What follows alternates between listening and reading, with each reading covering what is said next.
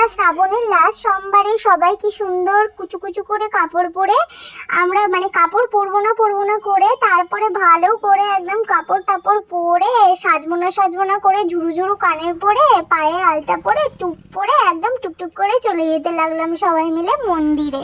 তারপর আমরা চারজনে মিলে হাতে দুটো ছাতা নিয়ে এত বৃষ্টির মধ্যে মানে আমরা বাড়ি থেকে বেরোলাম আর বৃষ্টি শুরু হয়ে গেল, তো হাতে ছাতা নিয়ে টুকটুক করে চলে এলাম মন্দিরে। গাড়ি না চেপেই এত টাকা কি খরচা করে বলো, চারজনের জন্য 40 টাকা লাগবে। তো মন্দিরে এসে মনটা বেশ খুশি খুশি লাগছিল, কারণ মন্দিরটা একদম ফাঁকা ফাঁকা ছিল।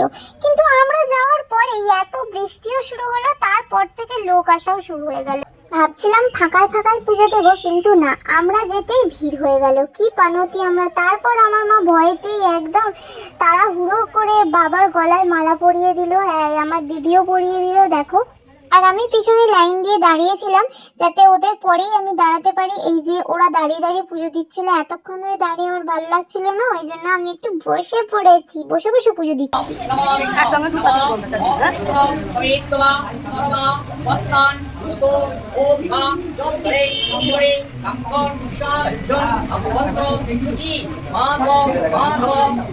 আর আমার পাশেই অঞ্জলি দিচ্ছিল আমার বোন, আর এত ভক্তি ভরে বাবাকে ডাকছে, বাবাকে না ডেকে মানে না শুনে থাকতে পারে, বাবাকে মন দিয়ে ডাকছে আমার বোন যাতে ওর একটা ভালো বর হয়। তারপর আমি সবার আগে টুকুস করে মালাটা পরিয়ে দিলাম।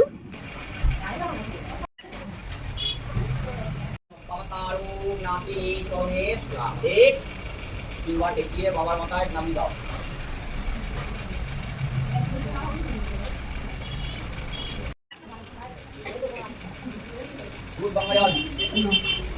এই যে এখানে আমাদের যুদ্ধ করার প্রস্তুতি দিচ্ছিল, আমি তো পারলে এখনই ঢেলে দিই। এই যে ও ভালো করে ধরে আছে যাতে তাড়াতাড়ি করে ঢালতে পারে, ভালো করে সুন্দর করে মারপিট করে।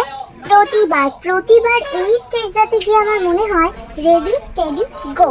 তারপর ব্রাহ্মণকে যে গোষ্ঠীর সকলের এক ধার থেকে নাম বলে গোত্র বলে পুজো দেওয়ার পালাটা মিটে যাওয়ার পর আমরা নিলাম একটু ঠাকুরের টিপ। তারপর আমরা 1 ঘন্টা থেকে 2 ঘন্টা মন্দিরেই বসেছিলাম, এত বৃষ্টি হচ্ছিল। লাস্টে আর থাকতে না পেরে আমরা এই বৃষ্টিতেই ছাতা বার করে দুজন মিলে বেরিয়ে পড়েছিলাম রাস্তায়।